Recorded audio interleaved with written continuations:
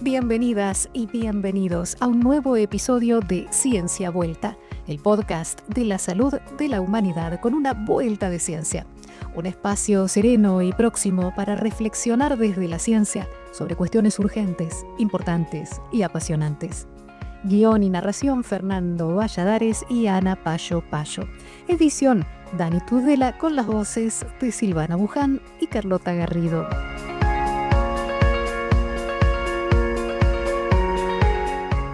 Hola, aquí Ana Payo Payo en un nuevo episodio de Ciencia Vuelta. Y aquí Fernando Valladares, deseando abordar un tema que nos va a traer cola, el papel de los océanos en la regulación del clima.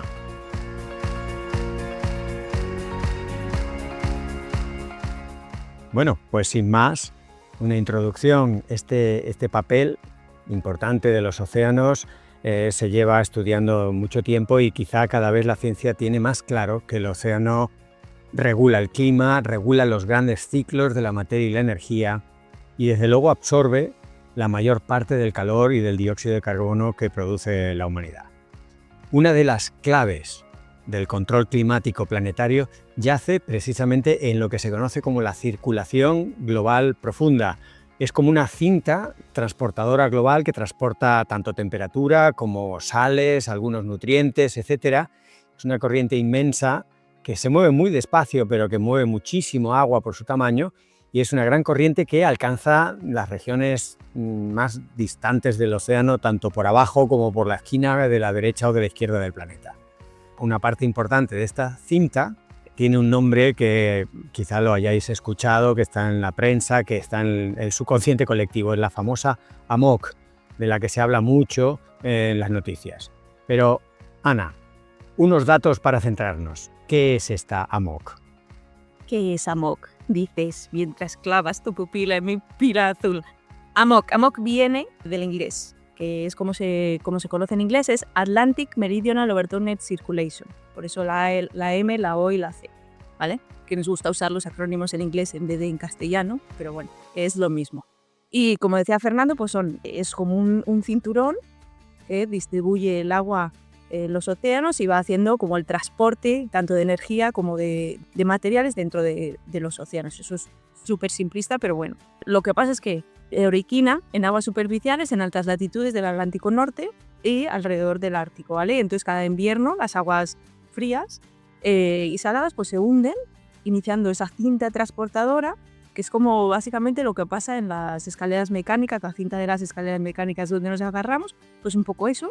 Y entonces, en pocas semanas, produce una inyección de billones de metros cúbicos de agua hacia las profundidades del océano. Entonces, a unos 400 millones de metros cúbicos por segundo, que es muchísimo. 48 creo que es. ¿Perdón? Creo que son 48 los millones de metros cúbicos. ¿Qué he dicho? Como 400. Son muchos, pero no tantos. No, son 48, que a mí me bailan los números. Muy bien. Entonces, ese inicio de la circulación global pues viene acompañado también en invierno por otro hundimiento de aguas superficiales ocasionado por el viento en latitudes altas y media. Y esas aguas se submergen hasta 1500 metros, ocasionando que la temperatura y otras propiedades varíen. Y realizan como un viaje submarino transoceánico delimitando grandes giros subtropicales, ¿vale? Es el sistema circulatorio que tienen los océanos. Igual que conocemos las células de transporte que hay en la atmósfera, pues es el equivalente en el mar, en el agua. Bueno, y la AMOC es un trocito, ¿no?, de esa gran cinta, ¿no? Es la parte de la cinta que, como toca a Europa y al este de Estados Unidos, pues nos tiene a todos más atentos, pero hay otras partes de esa cinta. Sí. Bueno, en esta sociedad que todo tiene que servir para algo, una pregunta que muchos harán es, ¿y esto de la AMOC y de la cinta de transporte de calor y demás, para qué sirve? Bueno, la cinta transportadora global y la circulación que tiene asociada pueden imaginarse precisamente como si fuera el sistema circulatorio, como nuestras venas, ¿no? El equivalente a las venas en un cuerpo humano son estas cintas de transporte que circulan por toda la Tierra, distribuyendo todo el tiempo sin parar la energía y regenerando los nutrientes en el sistema, moviéndolos de las capas más bajas a las capas altas, donde pues, se da la fotosíntesis, hay sol y demás, y hace falta que estén esos nutrientes. El cambio climático es el mayor desafío que tiene ahora mismo la humanidad.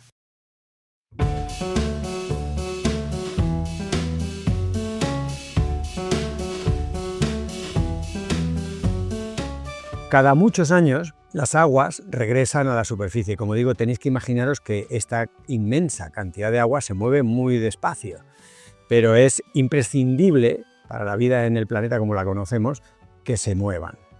Por este intercambio de gases con la atmósfera, por esta renovación de dónde están los nutrientes, etc. Es como el corazón en el sistema circulatorio humano. Las aguas frías, por serlo, se hunden a latitudes altas en el Atlántico Norte y se reemplazan por aguas cálidas y ricas en nutrientes que son más ligeras y por tanto digamos que ascienden. Estas aguas cálidas vienen en las regiones tropicales y subtropicales y en las zonas más polares se enfría y van para abajo. Esta es un poco la dinámica. Entonces sirve y lo que hace es regular el clima, en el fondo. Eso es. O sea, eso es para lo que sirve. Me hace gracia porque dices que es como si fuera el sistema circulatorio. Muchas veces se habla, por ejemplo, del Amazonas como el pulmón del planeta. Y en verdad, el pulmón del planeta son los océanos. Ya. Es el océano, vaya, no los océanos, es el océano. Y hay a veces como un tira y afloja entre la gente que trabaja en bosques y la gente que trabaja en el océano. Claro, es cierto porque la idea de los bosques como que emiten oxígeno y oxigenan y nosotros necesitamos ese oxígeno. Los mares también emiten oxígeno, todos sus organismos fotosintéticos lo hacen y además yo creo que gana un poco quizá por goleada el océano por sus dimensiones, ¿no? Por su impacto tan global. Sí, bueno, pero sí. La Tierra es azul por los océanos, básicamente se ve por la cantidad de agua que hay en los océanos, así que eso tiene un papel predominante. La única forma de dominar la naturaleza es obedeciéndola. Lo dijo Francis Bacon hace muchísimo tiempo y no hacemos más que confirmarlo cada día al fracasar en nuestra relación con todo lo que nos rodea.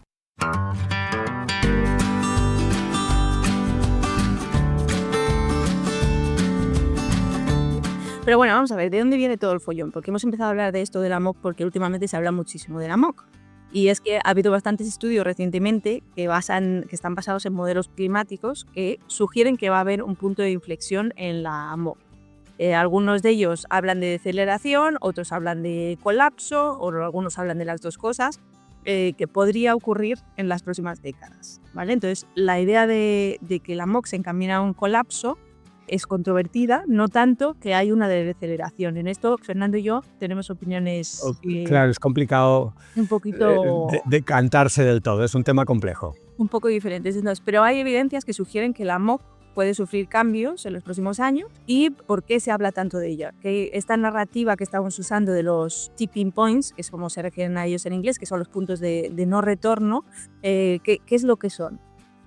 Bueno, estos puntos de no retorno, o más literalmente son puntos de inflexión, son puntos en los que la tendencia, de lo que sea, puede ser la velocidad, puede ser que tú representas en tu función lo que quieras, pues tú ves una dinámica, un comportamiento y de pronto hay un punto en el que esa dinámica, ese comportamiento cambia. O bien se acelera, o bien frena, o bien se comporta de otra manera. Y esos son los puntos de inflexión. El IPCC, el Panel Intergubernamental de Cambio Climático, lleva tiempo hablando de estos puntos de inflexión. Son puntos que nos preocupan por varias razones. En primer lugar, porque como también una de sus maneras de llamarlos hace alusión, son puntos de no retorno, por lo menos a la escala humana. A lo mejor se puede retornar a una escala geológica, pero si los cruzamos, si pasamos esos puntos de inflexión, el sistema, por un lado, no se va a comportar igual y por otro lado va a ser muy difícil volver a las condiciones previas a ese punto de inflexión. Mira, a veces yo uso un ejemplo de un punto de inflexión que es igual a veces un poco más cercano a lo que la mayoría de la gente puede entender, porque a veces esto es como muy abstracto y no se entiende. Claro. Un punto de inflexión muy claro para los humanos es la parada de tu corazón. Hay veces que eso es reversible. Hay veces que si llega gente a tiempo y te reaniman te ponen las placas en el corazón y te dan 2 o 3 chusques, puedes volver a la vida y podrás con menor o mayor secuelas podrás seguir viviendo. Pero el hecho de que se te pare el corazón es un punto de inflexión del que es posible que haya mucha gente que no retorne. Eso es un punto de no retorno. O, por ejemplo, si estás haciendo una carrera y vas corriendo y la meta está en un acantilado. Tú cruzas la meta, te caes del acantilado, pero es muy difícil volver a subir arriba. Claro. ¿Vale? Es una manera de ilustrarlo. No es 100% riguroso a como se corresponde en la naturaleza, en otros procesos, pero es un cambio de estado del que luego se requiere muchísima energía para volver a revertir a ese mismo estado. Luego hay veces que apareces en un estado diferente. Y claro, eso me preocupan por muchas razones. Por un lado, son incluso difíciles de calcular exactamente dónde están. Por ejemplo, la temperatura, pues se ponen algunos puntos de inflexión, sino si la temperatura de la atmósfera, la temperatura global del planeta sube tal temperatura, a partir de ahí habría un punto de inflexión. Pero es difícil de determinar. Lo que nos inquieta es ese cambio en el comportamiento del sistema, así que aunque no es fácil, hay que hacer todo el esfuerzo posible por intentar acotarlos y decir, bueno, hay que intentar no pasar de ahí porque a partir de ahí el sistema se comporta de otra manera y normalmente no es lo que queremos, ¿no? Es un sistema alterado para peor. En el contexto climático se han identificado varios como grupos o subsistemas en el sistema climático en relación a estos puntos de inflexión. Por ejemplo, la biosfera, la criosfera, todos los cuerpos helados en el planeta, y la circulación atmosférica y oceánica. Es decir, lo vivo, lo helado y lo que circula en la atmósfera y en el océano son tres subsistemas que luego a nivel regional pues tienen sus representaciones. Por ejemplo, puede hablarse del permafrost, que quizá muchos hayan oído hablar, estos suelos congelados en las zonas muy extensas de Siberia y de Canadá. Pues ahí si se llegan a fundir en un porcentaje significativo, pues el sistema climático entra en otra dinámica porque ahí se liberan gases de efecto invernadero, porque la reflexión de la radiación es muy diferente y la bola climática, el calentamiento se acelera. Estos puntos de inflexión a nivel global lo que también es característico es que generan impactos en cascada. Es decir, ellos disparan una cosa que a su vez dispara otra cosa, que a su vez dispara otra cosa.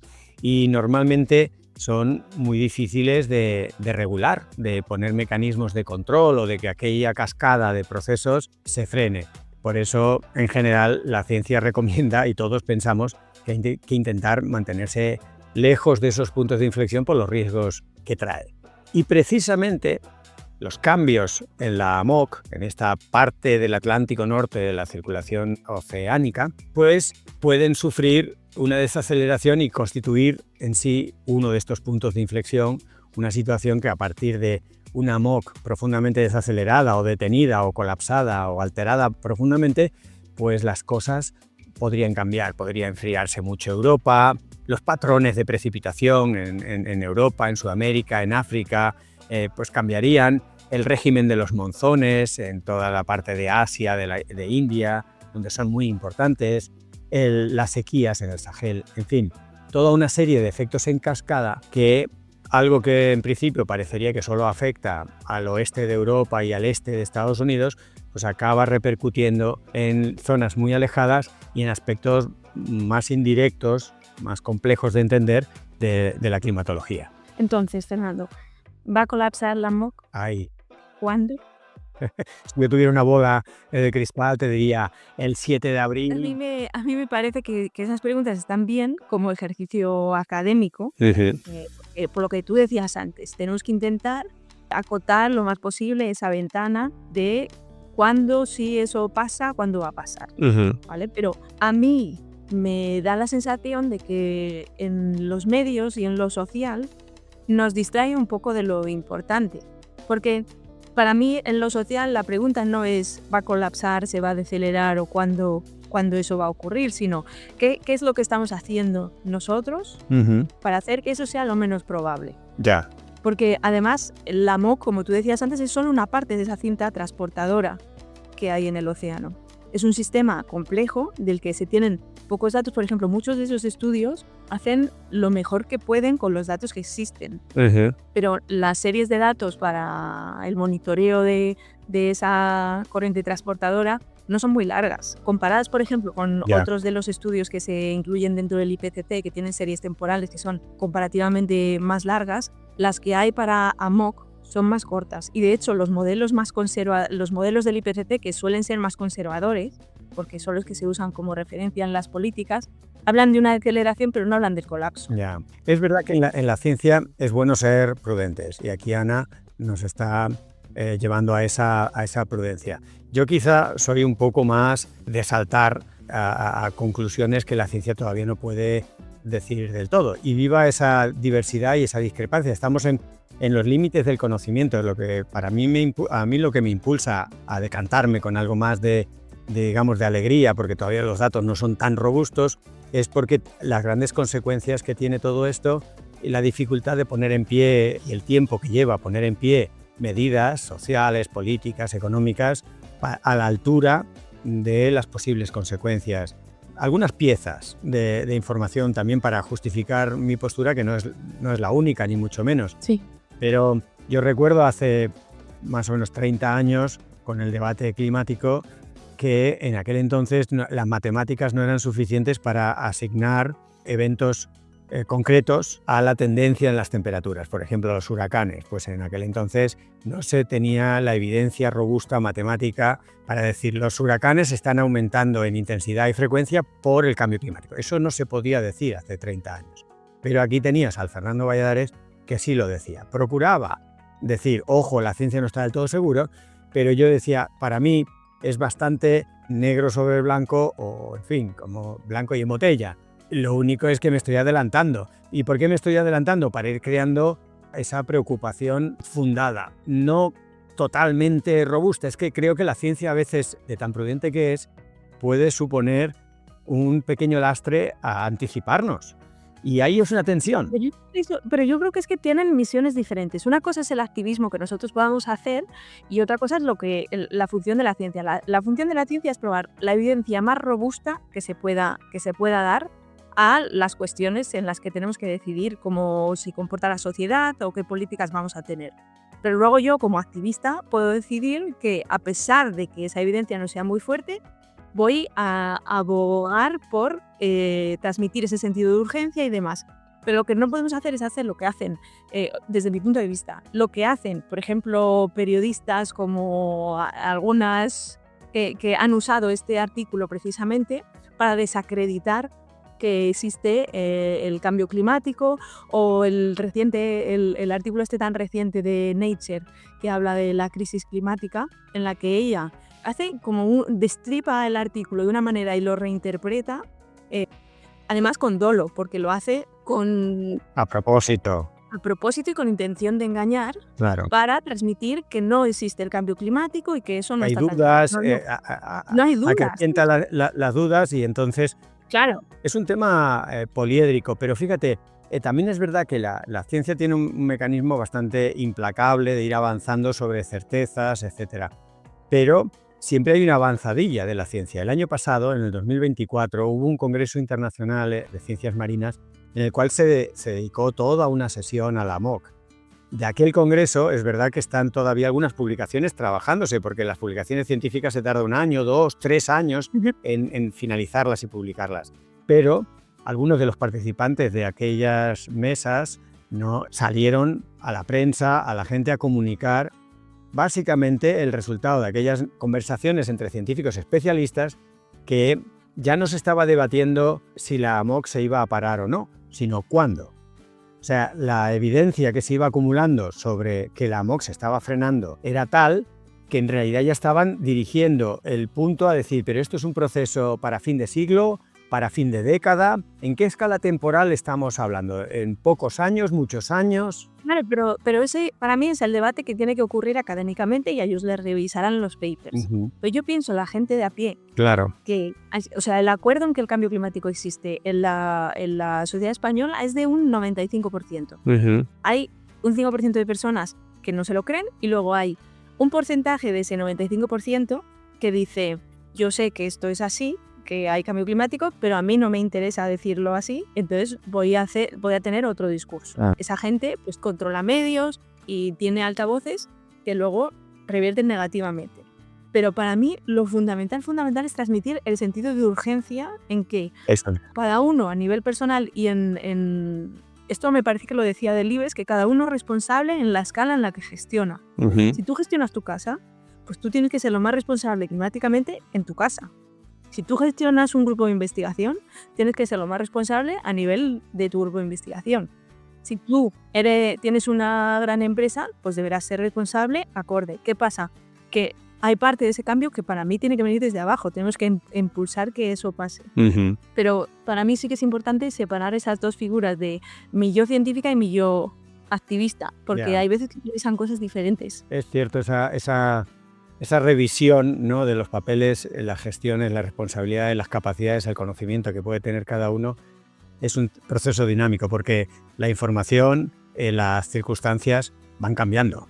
Y de lo que podías estar más seguro antes, ahora se cuestiona, y al revés, de cosas que se cuestionaban, ahora estás más seguro. La urgencia va cambiando, las circunstancias van cambiando.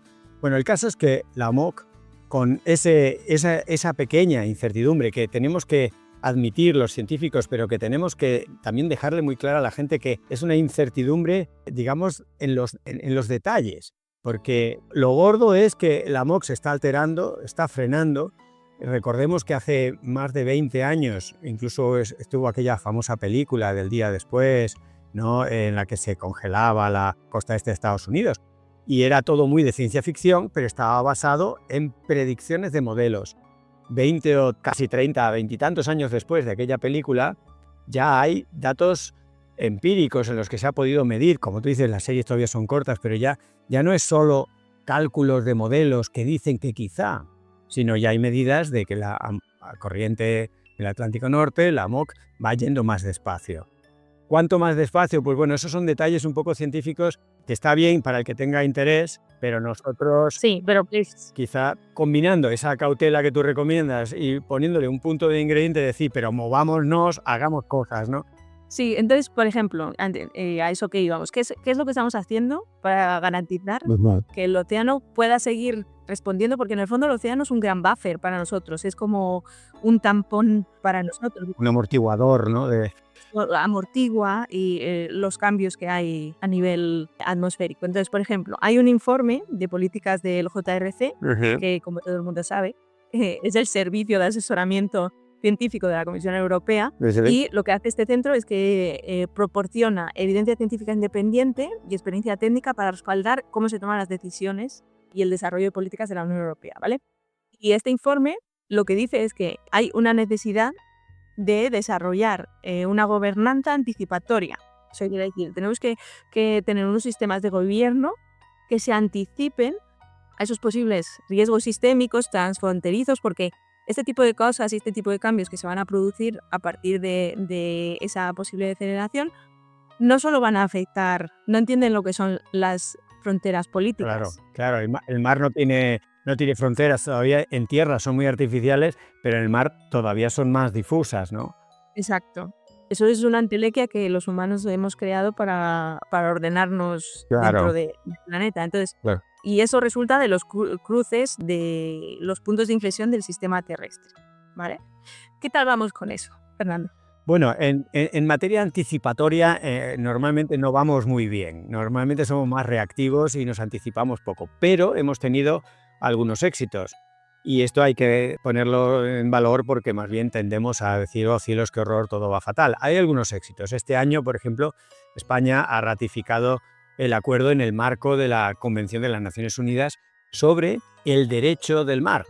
En este caso, relativo a la conservación y el uso sostenible de la diversidad biológica marina de las zonas situadas fuera de la jurisdicción nacional. Tiene un nombre muy largo, pero lo he ido haciendo pausas para que nos quedemos un poco con la idea, diversidad biológica marina, en unas zonas que están fuera, ¿no?, de la jurisdicción nacional. El nombre del acuerdo tiene unas siglas también en inglés, que es BBNJ, pero bueno, en cualquier caso, esas aguas que son como de nadie y de todos, y siempre han sido un poco olvidadas o se ha visto tan difícil alcanzar acuerdos en esas aguas que se ha dejado casi por imposible. Y es clave, porque esas aguas son las mayoritarias.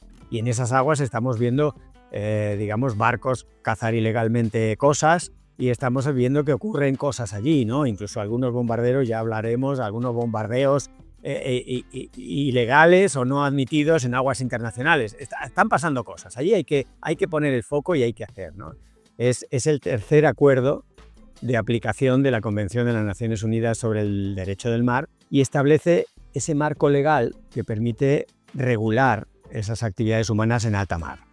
Y además... No sé si has visto, Fernando, perdón que te interrumpa, no sé si has visto unos vídeos Dile. de las flotas pesqueras en lo que es el límite de las aguas territoriales No, en Chile y en Perú. no. Pues se ve claramente una línea de luces donde está el límite de las 12 millas de mar territorial que tienen cada uno de los países. Están como justo en el borde para pescar. Ya. O sea, miden casi con regla al milímetro y dicen, a partir de aquí la ley ya no me puede decir nada. Voy Y a aquí arrasar. pesco como me dé la gana, arraso. Sí. ¿No? Sí. Claro, eso se lo puede uno imaginar, ocurre con los espacios protegidos en tierra firme, ¿no? Que tienes ahí una valla y a este lado de la valla arrasado todo y a este lado de la valla conservado como se ha podido, ¿no? Ese tipo de situaciones son muy poco naturales, son muy poco sostenibles, ¿no? Y por eso es tan importante que ahora se haya avanzado en este marco legal que permite proteger algunas áreas designadas como importantes, aunque estén lejos, mar adentro, ¿no? Establece mecanismos. Sí, el problema que va a tener esto es un poco su implementación, porque tú puedes proteger algo, pero Claro. teóricamente, pero si tú no tienes personal para patrullarlo y para verdaderamente asegurarte, o mecanismos que permitan verdaderamente asegurarte de que ahí no se realizan las actividades que no están permitidas, Claro. y eso en alta mar es un reto grandísimo. Total.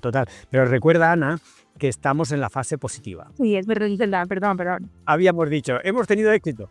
No me hundan los éxitos. Bueno, tienes toda la razón del mundo, que no hay policía marina. Ya es difícil mantener las costas medianamente libres de narcotraficantes y de gente que roba y haga cosas malas con la naturaleza y las costas, como para irte millas adentro en tal. Es difícil la implementación, pero al menos se han alcanzado consensos y acuerdos internacionales para el marco legal. Sí, vamos, la firma de estos acuerdos es un subéxito. Es un paso, ¿no? Con eso no es que hayas solucionado completamente el problema, pero al menos ya tienes un algo a lo que agarrarte, ¿no? Las ONGs ambientalistas, determinadas sociedades científicas, alianzas entre determinados países, por las razones que sean, se pueden agarrar a ese marco legal e intentar pues tomar medidas, represalias, sanciones agarradas a esa ley para frenar a los que la infringen, ¿no? Sí, supongo que sí. Bueno, mi director de tesis me decía cuando hacía la tesis que vamos despacio porque vamos lejos. A mí me costaba mucho hacerle caso porque tenía prisa, y en esto de veces que me pasa un poco lo mismo. Mientras tanto, siguen pasando cosas. Es verdad que este acuerdo va más enfocado a la protección de los recursos naturales que hay dentro del mar, no tanto a la protección del océano como receptor de los efectos de esas emisiones y demás. Pero es verdad que mientras tanto van pasando cosas, muchas cosas, y en algunas ocasiones seguimos llegando tarde. Por ejemplo, la Dana. Y ojo que hablamos de ella como si solo fuera una. Y es normal por lo traumático y lo catastrófico y lo horrendo de su gestión. Sin embargo, no fue la primera ni será la última. Claro. Bueno, las danas son fenómenos completamente naturales. Han existido, por ejemplo, en la cuenca mediterránea desde que lo podemos más o menos estimar a partir de pruebas indirectas. El asunto de estas danas es que ahora están tomando otra frecuencia, otra intensidad. ¿Qué es una dana? Ya mucha gente ya lo sabe, pero recordemos, son depresiones, de ahí la D, aisladas, de ahí la A, en niveles altos, NA, danas, ¿no? Además tiene el nombre del apellido de un meteorólogo, con lo cual por eso también les gustó mucho a los meteorólogos que se acuñara el término de dana. Los negacionistas y odiadores expertos en las redes critican porque la gota fría y quieren reclamarla. Bueno, son fenómenos muy parecidos, no es exactamente lo mismo porque una gota fría se puede originar sin que haya esa depresión en niveles altos de la atmósfera. La gota fría es una manifestación de una precipitación, sobre todo a finales del verano, por esas masas de aire frío que vienen cargadas de humedad y la humedad viene del mar. Eso se da mucho en las zonas costeras. Lo que ocurre, y es Pero no siempre es eso así, Fernando. Perdón que te interrumpa. La gota fría. La gota fría hay veces que no lleva asociada a lluvias intensas y catastróficas. Ah, bueno, Sí. Vale. Claro, la intensidad, si llega a llover mucho o no, pero digamos que esa dinámica de un mar caliente a finales del verano, que mueve humedad y que en las costas mediterráneas, que muchas de ellas son escarpadas, pues ese aire húmedo y cálido se va enfriando y por tanto genera nubosidad con riesgo de inundación. Es un fenómeno bastante natural. ¿Qué ocurre ahora? Pues que vienen esas depresiones aisladas en niveles altos, que es lo último que quieres cuando tienes una masa de aire relativamente cálida y húmeda, porque cuando le metes frío a un aire húmedo, eso genera precipitación. Ese es un cóctel que empieza a ser cada vez más frecuentes por distintos procesos relacionados con el cambio climático, como ondulaciones de esta corriente en chorro, la jet stream, la corriente en chorro que separa zonas. Pues esta corriente en chorro se va debilitando por efecto también del cambio climático y deja bolsas gigantes de aire frío de zonas muy al norte que van bajando.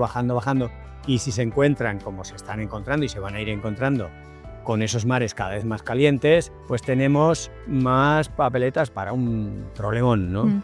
Bueno, hay un artículo súper interesante de Francisco Martín León del Servicio de Técnicas de Análisis de Predicción en la web de la EMET que explica súper bien las diferencias entre la gota fría, la dana y por qué no todas las gotas frías dan danas y cómo al revés, ¿no? La gota fría es una condición necesaria pero no suficiente para que se dé una dana. Pero bueno, es verdad que cada vez va a haber más eventos de estos extremos. Claro, porque no lo hemos terminado de enfatizar mucho, nos hemos ido rápidamente a las corrientes y demás, pero indudablemente el calentamiento global lleva a mares más calientes. Esto igual no lo hemos insistido, pero es muy importante, está en el origen de muchos de los problemas. Digamos, por simplificar, a ver si a Ana a ti te parece esta simplificación aceptable, que es que los mares ya no admiten casi más calor. Llevan tantas décadas calentándose que su papel regulador, amortiguador, lo están haciendo cada vez peor, porque ya ellos mismos tienen mucha energía que desprenden, ¿no? Y antes, pues las olas de calor las amortiguaban, episodios anómalos quedaban muy, amortiguados, y de hecho el clima oceánico siempre se ha caracterizado y se sigue caracterizando por beneficiarse de esa amortiguación que siempre han hecho las masas grandes de agua. Ahora los mares están muy calientes, el mar Mediterráneo en concreto está con temperaturas de un mar tropical, así que él mismo es casi una bomba de relojería, porque ya es ahora un origen de energía. Bueno, estoy casi de acuerdo contigo, el océano admite todo lo que le eches, lo que no admite todo lo que le eches es las consecuencias que nosotros vamos a pagar de eso. Eso es. Es como cuando dicen, vamos a destruir el planeta seguirá existiendo en otras condiciones, claro, de otra manera, pero no en las condiciones que permiten la vida tal y como la entendemos nosotros. Entonces, bueno. Pero bueno, ¿por qué pasa esto, Fernando? Que yo me enrollo y todo el rato te saco punta a lo que te voy a decir. No, que está bien. Yo creo que ese es el papel un poco que tenemos que hacer, porque las cosas también tenemos que acostumbrarnos y acostumbrar a quien nos escuche que normalmente las cosas no son ni blancas ni negras.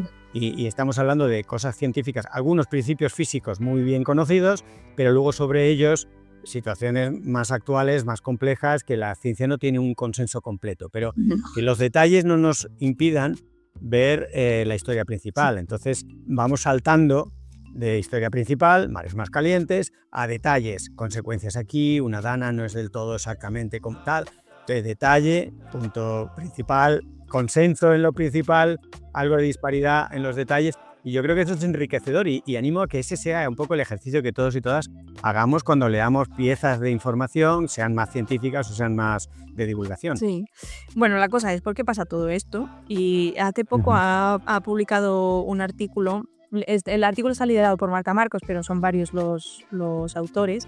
Es una investigadora de IMEDEA, que está en Mallorca, y hace poco... Un instituto del CSIC, porque muchos hablamos del IMEDEA como si ya supiéramos... Sí, es el Instituto Mediterráneo de Estudios Avanzados. Yo es que yo hablo de él como si fuera... Porque como hice la tesis allí, pues me parece que todo el mundo sabe lo que es.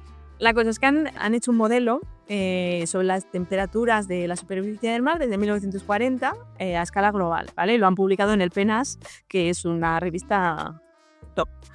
Que PNAS es la forma española de mencionar los Proceedings of the National Academy of Sciences. Una súper revista. Es que muchas veces decimos el PNAS y la gente piensa que eso es una hoja parroquial de gente muy triste. Sí, no. La cosa es que ese modelo lo que hace es que elimina las tendencias a lo largo del calentamiento global y permite comparar qué pasa cuando hay calentamiento global y cuando no lo hay. Espero que si Marta Marcos me escucha, piense que lo estoy describiendo bien. Por responsabilidad. Bueno, la cosa es que eso permite comparar esos datos con las tendencias observadas y ve cómo es posible cuantificar cuál es la contribución del cambio climático a las olas de calor marina, ¿vale? Entonces, según ese modelo, lo que dice es que el 47% de las olas de calor marina se han producido entre 2000 y 2020 no habrían sido calificadas como eventos extremos si no fuera por el efecto del cambio climático a nivel global, ¿vale? O sea, no hubieran alcanzado el nivel ese tan extremo, claro. Además, sugiere que el cambio global es en promedio responsable del aumento de 1 grado centígrado en la intensidad de las olas de calor marina a lo largo de estas décadas. Es muchísimo, ¿eh? Calentar el océano 1 grado. Sí, es que, claro, le pido a la gente que se imagine por un momento lo grandísimo que es el océano global y las propiedades físicas. Todos sabemos la energía que cuesta calentar, ¿no? Para hervir, para hacer pasta o lo que cuesta calentar el agua. Entonces, elevar 1 grado ese inmenso volumen de los océanos es mucha energía la que se ha requerido. Sí, es que mira, incluso una cosa que igual la gente tiene más cerca. No habrá mucha gente que tenga piscina, pero la mayoría de la gente ha ido a una piscina municipal y ven el cambio de temperatura que tiene una piscina municipal y el gasto que supondría elevar 1 grado una piscina. Sí, que lo miren, que cotilleen y vean. Ahí Está un poco fría la piscina. No llega ni de lejos a una parte infinitesimal del agua que hay en el océano. Claro, pero ya te da un poco idea de decir, ostras, oye, que podríamos subir la temperatura de la piscina de la comunidad, que es que hace un poco de frío. Digo, eso te va a costar no sé cuánto, es porque subir ese grado es mucho en la piscina. Sí. Bueno, la cosa es que sabemos que la frecuencia y la intensidad de la elevación de las olas marinas se ha incrementado y además el modelo permite explorar también cuál es la distribución espaciotemporal de esas olas de calor. Entonces, por ejemplo, en áreas ecuatoriales y tropicales del Pacífico Oriental y el Atlántico Oriental, pues las olas de calor marinas se producen de manera más frecuente, pero en este caso son menos intensas. Mientras que las áreas más septentrionales del Atlántico y del Pacífico y en el mar Báltico, esas olas de calor no son más persistentes, pero sí son más intensas. Entonces ahí le da un poquito de color a esa cosa de que hemos estado siempre diciendo de los eventos extremos van a ser más frecuentes y más intensos. Pues hay en ocasiones que son más frecuentes pero un poquito menos intensos y en otras que son más... Claro, que hay todas las combinaciones, exactamente, ¿no? ¿Sabes? Y bueno, otra de las cosas que dice que es súper importante es que sus efectos no tendrán los mismos impactos en todas las regiones. Claro. Volvemos un poco a esa justicia climática. Ya no solo que los impactos no vayan a ser los mismos en todas las regiones, sino que todas las regiones no van a ser capaces de enfrentarse de la misma manera. Claro, porque aunque el cambio climático es de las cosas más democráticas, porque no distingue si tienes dinero o no dinero, si eres blanco o negro, vives en el norte o en el sur, en realidad luego las circunstancias económicas, logísticas, la posición geográfica, social, etcétera, va a determinar tu posibilidad de reacción. Pero bueno, antes o después sufriremos la brutalidad de los efectos de este calentamiento, que los mares están sufriendo y que lo devuelven en forma de clima trastornado. Lo que no es democrático es cómo lo podemos mitigar y recuperarnos, ¿no? Un poco lo que estábamos adelantando. El resumen del informe sobre los efectos del cambio climático sobre las pesquerías y la acuicultura dice que se espera una disminución así global de la biomasa explotable de peces de más de un 10% para mediados de este siglo y potencialmente mucho mayores para finales del siglo, porque la dinámica, recordemos, que tiende a no ser lineal, sino más bien acelerada. Así que lo que es un 10% para mediados no será el doble, sino será más del doble para finales. Pero los trópicos son particularmente vulnerables y en los trópicos vive mucha gente. Veremos cambios, por tanto, en la distribución de especies asociadas a estos cambios en la temperatura. Ya se han visto tiburones en las costas al norte del Reino Unido. En fin, se van percibiendo los pulpos gallegos, ¿no? Se van a Inglaterra sin pasaporte, a pesar de que lo pudieran necesitar. Hay toda una serie de cambios como la acidificación, la disponibilidad de oxígeno, que determina muchísimo la degradación del Bueno, hábitat. la cosa es que todo esto al final va a tener una cantidad de impactos socioeconómicos importantísimos y sobre todo esto va a pasar en lo que se conocen como los pequeños estados insulares y países tradicional y colonialmente llamados en desarrollo, que eso da también para otro podcast. Que muchos de ellos dependen de la pesca, de la acuicultura, para poder obtener alimentos y sus ingresos, incluso del turismo, ¿sabes? Que no van a poder mantener su actividad de de turismo, y eso les hace especialmente vulnerables a los cambios climáticos. Estos son conocidos como AOSIS, otra vez del inglés, Alliance of Small Island States, la alianza de los estados de islas pequeñas, ¿vale? Y tienen muchísimo que decir y son sistemáticamente maltratados en muchas de las negociaciones que se hacen a nivel global. Además, esos cambios en la distribución de peces que hablábamos pueden provocar conflictos por los recursos entre diferentes países, creando nuevos retos para la gobernanza y para la gestión de los recursos. Nosotros ahora, nosotros hablo como el pabellón español, vamos a pescar a muchos sitios. Sí, nos vamos a Marruecos, nos vamos a Islandia, Groenlandia, hacemos cosas muy esa lejanas. Distribución, nosotros tenemos derecho a explotar ciertos caladeros, pero si esos caladeros dejan de existir donde están, ¿qué pasa? Claro. Sí. Pero bueno. Ya te pones a la cola, ya no eres el primero, sino eres el último en los derechos al nuevo caladero. Los derechos históricos, en fin, es un gran lío. Y no hemos hablado ni vamos a desarrollar, pero será tema probablemente para otro episodio, el tema de la subida del nivel del mar, el desbordamiento marino y demás. Porque siempre me viene a la cabeza cuando hablamos de las pequeñas islas, ¿no? Dos lugares en el planeta muy emblemáticos y digamos, hirientes al respecto. Por un lado, las islas Cunayala, conocidas colonialmente como San Blas en el Caribe, en las costas de Panamá, ¿no? 365 islas, de las cuales ya un tercio están siendo evacuadas porque la subida del nivel del mar les está dejando sin nada. Y Tuvalu, esa isla que está en mitad del Pacífico, que nadie sabe muy bien dónde ponerlo, está en mitad de la nada, recordemos que el primer ministro ya se dirigía en las cumbres del clima para hacerlo muy llamativo. Estaba perfectamente trajeado, su corbata engalanado, con un micrófono, pero estaba en el agua marina, en la costa, con el agua que le llegaba por encima de las rodillas, para mostrar gráficamente que su isla estaba desapareciendo bajo las aguas del mar. Y lleva más de 20 años intentando pleitos a Estados Unidos por ser el principal emisor histórico y por tanto el principal responsable de que ellos estén quedando sin país. Ha estado poniendo a Nueva Zelanda y Australia contra las cuerdas porque no les están recibiendo y aceptando como refugiados climáticos, la figura de refugiado climático no existe, etcétera, etcétera, etcétera. Como digo, un temazo para desarrollar. Hay un libro muy bonito de una editorial que se llama Ediciones Menguantes, del que hablamos Fernando y yo en otro podcast, que es un atlas de las futuras islas sumergidas. Y es como, no sé, una declaración de intenciones y un registro de lo que puede desaparecer si no le ponemos remedio. Pero bueno, Fernando, ¿con qué nos quedamos? Sí, bueno, voy a ser muy breve. Para mí me quedaría con que lo que le pasa a los mares no se queda en los mares, golpea a toda la Tierra, no solo a los ecosistemas terrestres, sino a todo el sistema planetario. Y también me quedaría con que las zonas costeras, esa zona de interfaz entre donde viven los humanos y el mar, es uno de los más evidentemente golpeados. Tenemos las danas y otros episodios, pero tierra adentro, en zonas incluso muy continentales, el clima se ve afectado por lo que le pase a los mares, a esa corriente que hemos hablado mucho, la MOC y tantas otras alteraciones que estamos viendo. ¿Con qué me quedo yo? Eso es.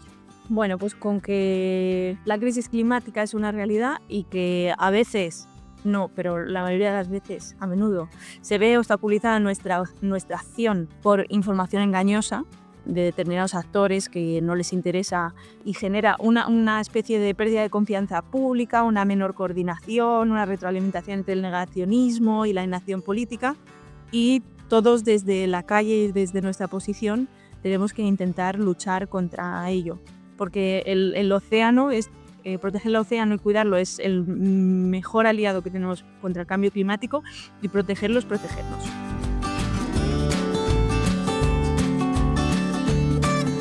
Nuestra salud depende íntimamente del estado de conservación de la naturaleza.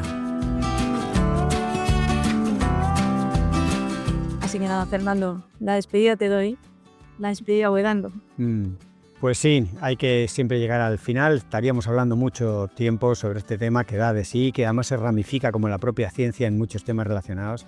Pero toca acabar. Muchas gracias, Ana, por prestarte a estos diálogos, y a todos los que nos escuchan y a todos los que nos puedan ir siguiendo, a los que les agradecemos su atención, y como siempre en Ciencia Vuelta les esperamos no solo en el próximo episodio, sino como quieran y puedan hacernos llegar cualquier comentario para hacer de esto pues algo al gusto y al interés de todos y todas. Un fuerte abrazo. Hasta luego.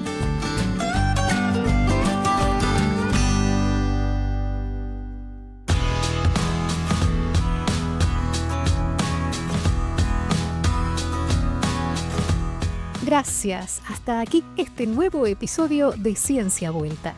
Gracias por pensar con nosotros. Esperamos volver a contar contigo pronto en este espacio sonoro de la salud de la humanidad. Guión y narración Fernando Valladares y Ana Payo Payo. Edición Dani Tudela. Gracias a Silvana Buján y a Carlota Garrido por regalarnos sus voces.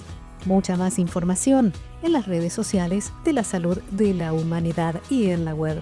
Encontrarás todo bien organizado en fernando.valladares.info. Un saludo y hasta la próxima.